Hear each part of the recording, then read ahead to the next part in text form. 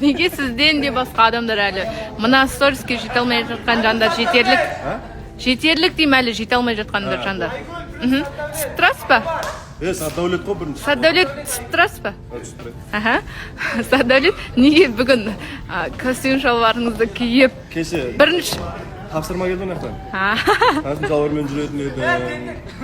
Бәсе бірінші күні әшейін киініп келе салдыңызда, одан кейін Айгүл болғаннан кейін келіп келді ма деген ойында. Ат-шейіңізді тағып, жалғыз өзіңіз мен көрінейін деп ортада тұрсыз. Мен бармын. Басқа не айтасыз? Дым айтты. Дым айтпайсыз. Үміткер күтпейсіз. Сұлу болғаны үшін кінәлі қыз, кінәлі емес қыз Айгүл. Айгүлдің басы бос емес дейді. Неге? Сонда кімге үміткер іздейді егер бәріңіздің бастарыңыз бос болмаса?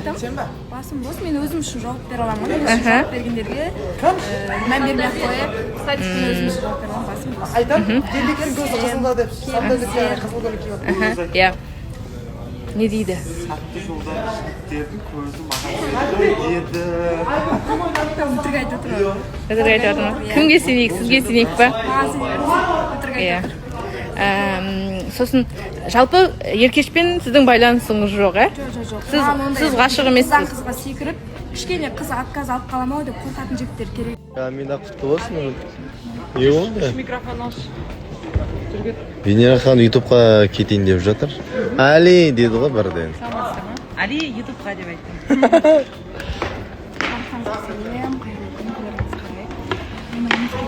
Бірінші үміткерім. Бір аптама келген бір аптада бірінші. Рамырзам. Рамырза деп ойламаймын. Алдында біз. Сен крашсың ба? Ассалаумағалейкум. Крашсың ба дейсіз ба?